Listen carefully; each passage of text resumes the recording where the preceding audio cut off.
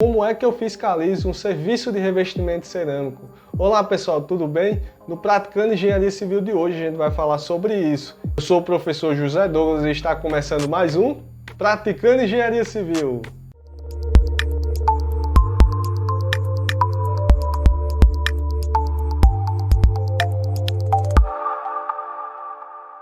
Então pessoal, para verificar o revestimento cerâmico, para ver se ele tem qualidade, nós temos aí 9 itens de verificação que eu vou passar para vocês.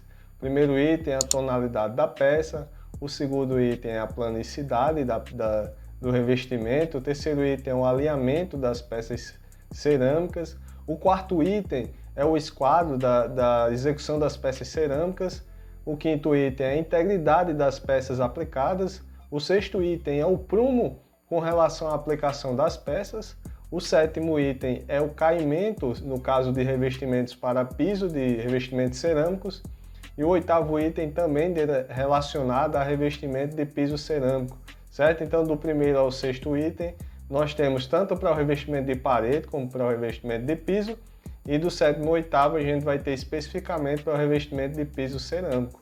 Mas um último item muito importante também é a limpeza final e a terminalidade do serviço.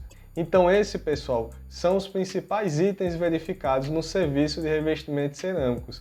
Agora acompanhem aqui comigo que a gente vai ver na prática como é que funciona essa fiscalização. Então pessoal, aí vocês podem ver, né, que a verificação da tonalidade da peça ela pode ser identificada conforme a imagem, né, que as peças elas têm uma mesma cor, mas tons diferentes. Isso é um primeiro item de verificação, você verificar se as peças são do mesmo lote, são da mesma tonalidade, para não ter essa questão estética, né, de ficar diferente a variação de tons. Então aí mais uma imagem agora, à esquerda a imagem para revestimento de parede e à direita a imagem para o revestimento de piso, né, a aplicação. Muito cuidado também no tipo, na caixa tem a variação de tonalidade, se for V1 é mais uniforme. Se for V2, V3 ou V4, aí você pode ter diferença de tonalidade até na própria caixa cerâmica. Um segundo item de verificação, de fiscalização do serviço de revestimento cerâmico é a planicidade. Como é que eu verifico isso? Através da utilização da régua de alumínio ou de uma régua de nível. Essa fiscalização ela é feita colando a régua sobre a cerâmica e não pode ter nenhum dente entre uma cerâmica e outra, ou seja, nenhuma cerâmica pode estar mais alta do que a outra.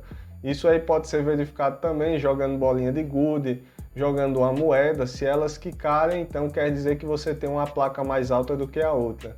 O terceiro item de verificação é o alinhamento e espessura da junta de assentamento. Você pode verificar isso visualmente, tá? Analisando o enquadramento entre as peças cerâmicas. E aí nessa outra imagem a gente pode ver aqui, ó, que tem um pouquinho de variação. Lógico, né? Esses serviços que são verificados visualmente, a tolerância principalmente está de acordo com a questão estética, certo? Muitas vezes nessa variação ela pode até ser escondida no próprio rejunte. O quarto item de verificação, conforme eu já passei antes, é o esquadro. O esquadro, tanto no revestimento cerâmico de parede quanto de piso, ele deve estar enquadrado a 90 graus. Nessa imagem a gente pode ver aqui que a variação houve, no caso, no revestimento de parede, né? E na imagem à direita, vocês podem ver no piso, ó, que houve a variação do esquadro, certo? Como é que eu consigo identificar? Aqui está bem visível, né, pessoal? Tá chegando aqui, ó, um trincho, né, nessa saída, e aqui a cerâmica está diminuindo de tamanho. O quinto item de verificação do serviço de revestimento cerâmico é a integridade da peça. Muitas vezes as placas cerâmicas, elas já vêm com falhas de fábrica e algumas vezes corre o risco durante o processo de execução de cair algum equipamento e quebrar a peça. Então essa verificação é feita visualmente e pode-se pedir ao operário que está executando o serviço para trocar de imediato ou assim que terminar o serviço, né, quando vocês identificarem. Aí a imagem, né, do operário trocando a peça, muitas vezes isso acontece em uma única peça no revestimento. E aí tem uma imagem interessante que eu queria trazer para vocês, que fez parte durante um processo de fiscalização que eu participei. Nesse caso aqui, essa parede não necessitava desse revestimento. Então o que é que acontece? A gente marcou, né, para fazer a retirada, mas depois vimos que não havia necessidade de retirar. Ficou como um brinde, vamos dizer assim, para a pessoa que iria morar nesse apartamento, para também a gente não perder o serviço, não perder o material, e isso só influenciava na questão estética. Então, esse revestimento continuou nessa edificação. O sexto item de verificação é o prumo que principalmente está relacionado à parte de revestimento de parede. Como é que eu verifico o prumo no revestimento de parede? Da mesma forma que a gente verificou o esquadro lá no item anterior, aqui a gente consegue também ver o prumo pelo trincho irregular.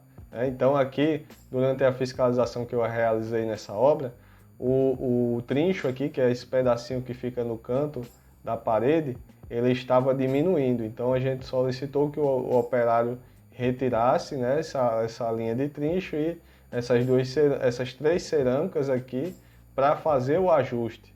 Então basicamente esse serviço ele é verificado de forma visual. Aí nós temos também, né, como é que é realizado para ficar no prumo. Como é que o revestimento ele fica no prumo? Os operários utilizam uma linha, né, uma linha de nylon com preguinhos para poder auxiliar nesse alinhamento durante a execução. O sétimo item, o caimento, no caso voltado aos revestimentos de piso, ele é verificado com o auxílio de um nível de mão ou então do próprio balde com água para fazer a verificação real desse caimento. Como é que eu verifico com o nível de mão? A bolinha ela vai estar no sentido inverso da necessidade do caimento. Então, se eu quero o caimento da esquerda para a direita, a bolinha tem que estar no sentido para a esquerda, indicando esse caimento.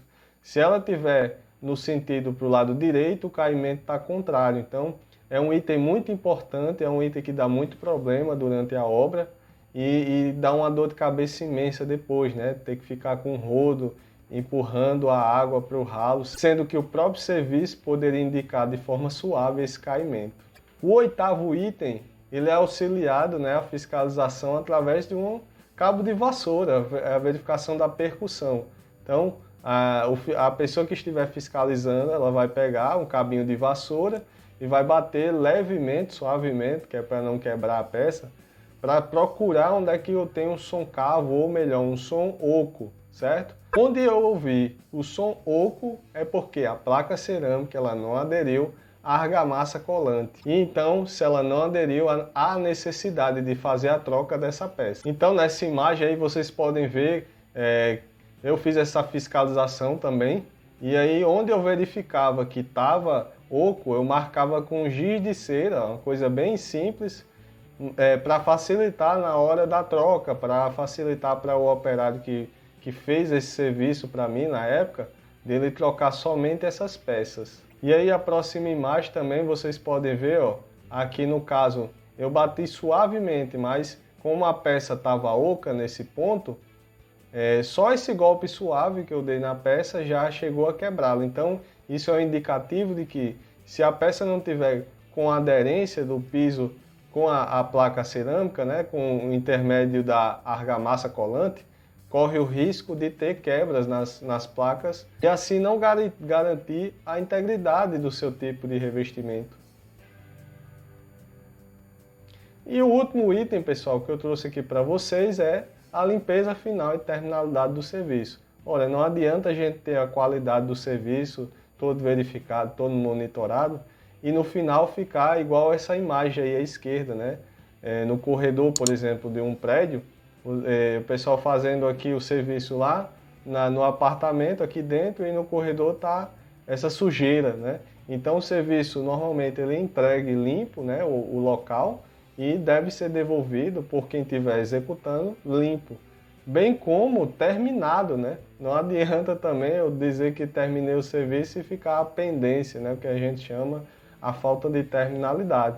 Então, pessoal, essas aí são as minhas dicas para você que já trabalha na área ou até mesmo você que não trabalha na área, mas precisou contratar esse serviço e quer dar seu toque, né, quer dar sua visão de qualidade para esse serviço. Espero que eu tenha ajudado vocês e até um próximo Praticando Engenharia Civil.